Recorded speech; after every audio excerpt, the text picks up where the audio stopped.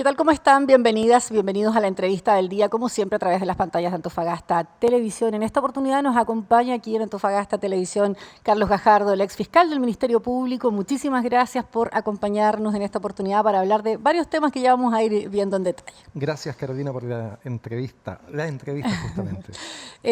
Quisiera partir con un poquito lo que nos convoca hoy día, ¿no? Tuvimos acceso a un informe que se ha realizado en el que se busca compilar de alguna manera el contrabando de cigarrillos, ¿cierto? Sus obviamente consecuencias y lo que ha generado y también la criminalidad pero organizada, ¿no? Que es algo que también en esta región y en toda la macrozona norte se ha ido viendo con mayor preocupación durante el último tiempo. Este informe fue elaborado para la Cámara Nacional, ¿cierto?, de Comercio. ¿Qué es lo que allí ya podríamos desprender respecto, por ejemplo, del contrabando, que es un delito que conocemos bien en esta zona, pero cuáles fueron las principales características observadas como para tener, ¿cierto?, un mapeo, digamos, de alguna manera de la realidad actual? Bueno, efectivamente hicimos este informe para el Observatorio del Comercio Ilícito y salieron varias conclusiones interesantes. No es una novedad, ¿no es cierto?, señalar que buena parte de este comercio ilícito, de este contrabando, ingresa por la macrozona norte, justamente porque tenemos fronteras muy extendidas, especialmente con Bolivia, donde hay mucho paso no habilitado. Y como este es un producto ilícito que viene básicamente de Paraguay, naturalmente la vía para que ingrese a Chile es por esta zona, es por la zona norte. Los estudios que se han hecho, hay un estudio muy interesante que hizo la Universidad Católica, el estudio MIDE, muestra cuál es el volumen, la magnitud del consumo de cigarrillos de contrabando falsificado. Y si bien en todo el país la cifra es importante, alcanza aproximadamente un 20%, en la macrozona norte alcanza al 49,5%, es decir, 1 de cada 2 cigarrillos que se comercializa es un cigarrillo de contrabando. Eso es una cifra obviamente muy alta que da cuenta de un negocio ilícito detrás muy importante con una organización criminal robusta que obtiene grandes ilícitos y que además provoca grandes perjuicios al Estado porque la industria del cigarrillo tiene una carga impositiva muy alta. El contrabando no paga nada y los cálculos hablan entonces de que esta actividad provoca un perjuicio fiscal cercano a los 500 millones de dólares al año. Ahora, ¿se evidencia un mayor contrabando de cigarrillos o esto se ha mantenido de manera constante? Porque bien lo decíamos, es un delito que bien conocemos, se persigue, hay constantemente operativos o fiscalizaciones o que se da cuenta de bandas organizadas también para este contrabando. ¿Pero hay un aumento significativo o más o menos se mantiene una constante también? Yo diría que hay un aumento, lo muestran las cifras, hay un aumento paulatino, progresivo. Las cifras más actuales van a salir probablemente el próximo mes respecto de cómo ha sido el comportamiento durante el año 2022, pero hay un aumento progresivo y paulatino y que tiene que ver, diría yo, con la pérdida que hemos experimentado en los últimos años del control de la frontera, ¿no? Por la frontera donde actualmente están ocurriendo y está entrando mucha criminalidad finalmente, ¿no? Porque es la misma frontera por donde ingresa tráfico de drogas, es la misma frontera donde también hay cierto tráfico de armas, la misma frontera por la cual sale mucho vehículo robado rumbo a Bolivia y donde también ingresan personas en situación migratoria irregular. Esa falta de control de la frontera es la que provoca también este aumento en la criminalidad del contrabando. ¿Hay algunas conclusiones que puedan dar cuenta también de la pesquisa? Hoy día se han redoblado los esfuerzos en aduana, pero siempre se dice que se carece del personal, muchas veces de la tecnología para ir haciendo una pesquisa eficiente, ¿no?, de este ilícito en el fondo. ¿Se evidencia también en este compilado, en este informe, un poco las mejoras en ese sentido o se entrega también una conclusión respecto de qué debería hacerse o qué herramientas en el fondo también ocupar? Absolutamente. En el informe hicimos un análisis del resultado judicial de los casos que muestran algunas conclusiones, yo diría, preocupantes y que dan espacio de mejora. Por ejemplo, en la mayor parte de los grandes decomisos que terminan efectivamente en sentencia condenatoria, eso hay que reconocerlo y una buena noticia, desgraciadamente el enfoque y la persecución se centra en eslabones menores del negocio ilícito, ¿no? Por ejemplo, en los casos en que se incautan camiones con cigarrillos, el fuerte de las personas que termina siendo condenada es el chofer de ese camión. O si es una bodega, es la persona que está custodiando la bodega, que tiene a su cargo la bodega. Por lo tanto, no hay un avance hacia, yo diría que es lo importante, las cabezas de la organización hacia los financistas de la organización y no se utilizan, yo diría, suficientemente los mecanismos que establece nuestra ley para perseguir en este tipo de casos no solo el comercio clandestino y el contrabando, que sí se hace, sino también el lavado de dinero que hay posterior a él y también la asociación ilícita, el crimen organizado. Y esto, yo diría, tiene dos causas que hay que ponerle ojo. Una, ciertas deficiencias legislativas en general. La forma en que tenemos regulado en Chile la asociación ilícita, el crimen organizado, es deficiente. Cuesta mucho condenar en ese tipo de materias, no solo en el contrabando, sino que en otras.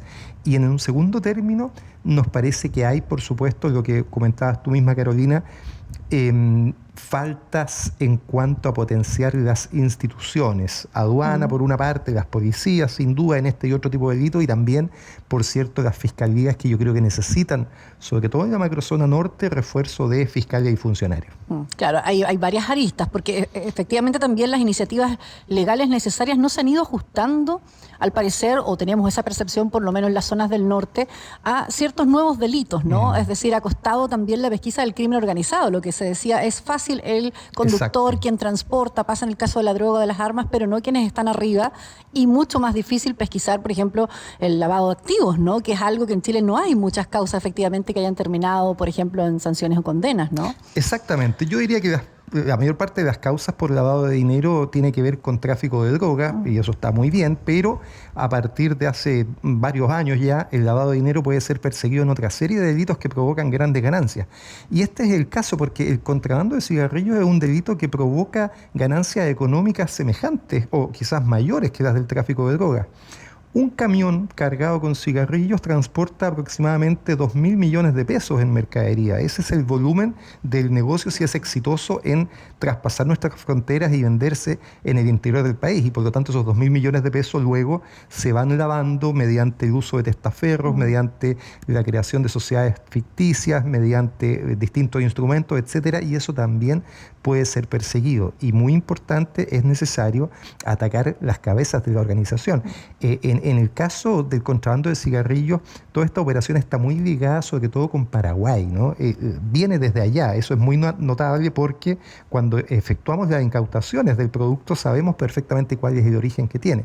Y en Paraguay el negocio es muy potente porque fíjese usted, Carolina, que uno de los grandes dueños de las tabacaleras en Paraguay es un expresidente de Paraguay, ¿no? Horacio Cartes, que acaba de ser declarada una persona de interés criminalístico por el propio Estados Unidos. De ese nivel de estructuras y organizaciones internacionales estamos hablando. Ahora, si miramos esto un poco más en el macro, yo le decía recién la dificultad que hay, o pareciera haber, ¿cierto?, en la pesquisa del lavado de dinero o del crimen organizado. ¿Siente que Chile ha ido subiendo escalones en esto? Porque no es una cuestión, o sea, evidentemente es fuerte en la macrozona norte, pero podríamos llevarlos a otros puntos del país, ¿no?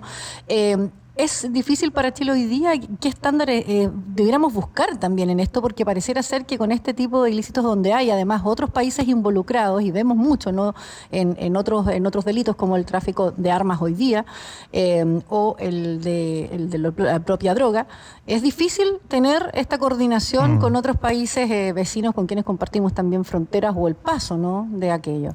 Absolutamente. En este caso concreto del tráfico de cigarrillos, este es un problema que afecta con igual fuerza también a Brasil, Argentina y Chile, ¿no? Son los grandes consumidores del cigarrillo falsificado desde Paraguay. Uno debiera esperar que hubieran esfuerzos también para que en Paraguay esta conducta de alguna manera se menguara, y eso exige esfuerzos internacionales. Y en lo que respecta a la mejor investigación y a la mejor inteligencia, fíjese usted, Carolina, que nosotros tenemos en Chile una unidad que hace inteligencia financiera, que es la unidad de análisis financiero, que recibe los reportes de los bancos por operaciones sospechosas, los reportes de las instituciones financieras, etcétera, y que hace inteligencia para poder determinar dónde se está lavando dinero.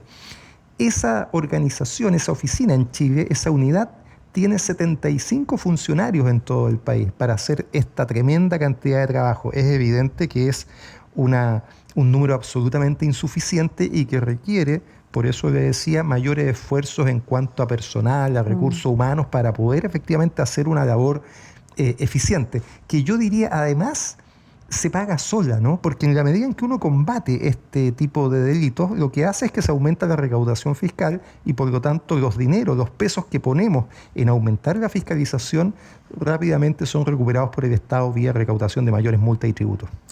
Ahora quiero llevarlo quizás no solo a esta persecución, sino que también a la agenda que hoy día tiene el propio gobierno, ¿no? La agenda de seguridad pública se pone en un lugar prioritario y la percepción de inseguridad en todo Chile es el tema de seguridad la mayor preocupación hoy día.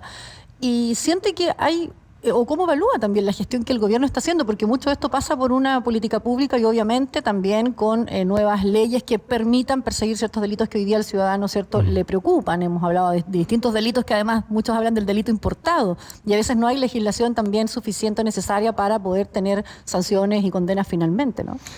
Es bien interesante porque yo diría que el gobierno del presidente Boric, cuando llega a hacerse cargo de la gobernanza, ¿no es cierto?, no tiene un enfoque principal en la seguridad. No era el tema más importante, sobre todo cuando se estructura como una posibilidad de ser gobierno, ¿no? Y por lo tanto tuvo que rápidamente intentar tomar esta agenda y estar al día con las preocupaciones ciudadanas, con problemas que son bastante variados, ¿no? En el norte, con todo este problema que tiene que ver, yo diría, muy fuertemente con la frontera; en el sur, con los problemas que tienen que ver con el conflicto en la zona mapuche; en Santiago, con un aumento también importante, igual que acá, de los delitos violentos, aumentos de homicidios con arma de fuego, que es una situación que viene ocurriendo en los últimos 5 años con bastante nitidez. Eso hace que sea necesario reenfocar las políticas. A mí me parece que es muy importante fortalecer las instituciones, Carabineros, la PDI, la Fiscalía, por cierto. Y en cuanto a normas legislativas, siempre es posible hacer ajustes. Por ejemplo, le comentaba yo, y esto es válido para todo este tipo de delitos, el crimen organizado en Chile debe ser perseguido de una mejor manera, de una manera más eficiente, con más inteligencia, pero también con sanciones más altas. La forma que tenemos de sancionar el crimen organizado en Chile es mediante el delito de la asociación ilícita. Pero hay muy pocas condenas en Chile por asociación ilícita. ¿Por qué? Porque la normativa establece tal cantidad de requisitos respecto a el tiempo que debe durar esa organización, respecto a la estructura que debe tener, que en definitiva, en la práctica, hay muy pocas condenas por esos hechos. Es una de las modificaciones que se ha planteado de establecer una estructura que permita efectivamente condenar a las organizaciones criminales por el solo hecho de organizarse. Eso es uno de los aspectos más urgentes que otros considera, Carlos, usted también debiéramos avanzar en otro tipo de delitos. Hoy día se habla de sicariatos, de extorsión, del ingreso del Tren de Aragua, del cartel del Golfo. Hay varios nombres que uno empieza a escuchar, sobre todo en la zona norte, que preocupan y pareciera ser cierto que ha costado justamente la parte institucional o legislativa que acompañe lo que a nivel social está pasando, ¿no? Y todos esos delitos y los que estamos conversando, el contrabando, tienen en común de que son delitos de organización, ¿no? Que de alguna manera cambia el paradigma con el que tradicionalmente nos hemos enfrentado a la delincuencia. En general, más bien hemos tenido, hace años, ¿no es cierto?, delincuencia más bien individual o con organizaciones precarias. Lo que hoy día estamos viendo son organizaciones mucho más sofisticadas, con mayores niveles de organización, por lo tanto con mayores recursos, y eso implica una forma de combatirlas distinta también, que tiene que ver con una mejor inteligencia de todo tipo, financiera también, pero también en cuanto a poder anticiparse a esta actividad delictiva, y tiene que ver también, por cierto, con poder condenar con mejores armas jurídicas, y por eso es importante la modificación que hay que hacer al delito de asociación ilícita para poder condenar adecuadamente estas conductas. Ahora, con la experiencia en el Ministerio Público, como fiscal también, ¿cuáles siente que son esas prioridades también hoy día para esta institución en particular? Venimos hablando, ¿cierto?, de un déficit de fiscales, en definitiva, para hacerse cargo de distintos delitos a nivel país hace bastante tiempo, pero es algo que no se ha podido ir subsanando, ¿no?, o en términos por lo menos significativos. Se van aumentando, pero a veces los porcentajes parecen estar muy por debajo de lo que en realidad son la cantidad de causas que finalmente ven, ¿no?, en todo el país. Yo diría que ahí hay dos problemas que son distintos e igualmente importantes. Efectivamente, hay un déficit de personal, ¿no? Cuando se crea el Ministerio Público hace 20 años, la planta queda rígida por ley. Para hacer una modificación y un aumento hay que modificar la ley. Hubo una modificación relevante del año 2015 que se denominó la Ley de Fortalecimiento del Ministerio Público, que incorporó a nuevos actores, a nuevos fiscales y a nuevos funcionarios, pero eso fue de todas maneras insuficiente. Es necesario aumentar esa planta. Pero por otro lado necesitamos una modificación importante en la manera de gestionar por parte del Ministerio Público. Ahí yo he sido muy crítico de la labor del actual fiscal nacional, Jorge Aut, que para estos efectos, creo yo, fue una labor que le quedó absolutamente grande. No supo cómo encauzarla y no tuvo liderazgo al interior de la institución para llevarla adelante. Bueno, en 2 días más se acaba su periodo, viene un nuevo fiscal nacional. Esperamos que esta vez la elección de ese nuevo fiscal nacional sea acorde a la importancia del cargo, no a intereses particulares, y se busque a la persona que tenga los mayores méritos, las mayores capacidades para conducir el liderazgo que esa institución requiere. Sí, precisamente, claro, la era del fiscal Jorge Aut llega a su fin, ¿no? Él cumple 75 años, que es la edad límite justamente para este cargo, como usted lo mencionaba, y así de crítico es usted, Carlos, respecto de que no pudo llevar adelante, usted dice, todo lo que se esperaba. Ahí, sobre todo hay casos emblemáticos, o sea, si nos vamos a las persecuciones obviamente que se hicieron por los casos Penta, ¿cierto? Y todo lo que allí al país removió, ¿no? Que sigue siendo un tema todavía recurrente hoy día. ¿No hay finalmente para usted así conquistas de algunos de esos temas importantes en su gestión? Yo creo que lo que parte mal es difícil enderezarlo, ¿no? La forma en que el fiscal Abbott fue nombrado fiscal nacional la conocimos años después, ¿no? Fue una manera muy poco transparente, con negociaciones ocultas, con senadores que estaban involucrados en este tipo de delitos. Se conoció una reunión con el senador Jorge Pizarro, que estaba siendo investigado en esos momentos, ¿no? Todo fue mal hecho y lo que partió mal era difícil que se mejorara, a mi parecer. Además, en estos 7 años él no ha tenido la capacidad de liderar la institución. Pero bueno, eso ya sucedió. Yo creo que hay que dar rápidamente vuelta a esa hoja, porque el Ministerio Público es una institución muy importante y requerimos que tenga un funcionamiento mucho más acorde a las necesidades que hoy día tiene el país, y para eso la persona que lidere esa institución es fundamental. Tiene que recuperar esa confianza porque han sido muy cuestionados en general, ¿no? El Ministerio Público en los últimos años por distintos temas o situaciones que se han dado, y eso es complejo hoy día. Sí. Ahora, yo diría que es una situación que afecta al conjunto del sistema, ¿no? Del sistema de justicia. La gente no diferencia muchas veces entre el Ministerio Público, el Poder Judicial, las distintas instituciones. Es el sistema en su conjunto. Fíjese, Carolina, que se han hecho estudios de la OECD que muestran los niveles de confianza de la ciudadanía en el sistema.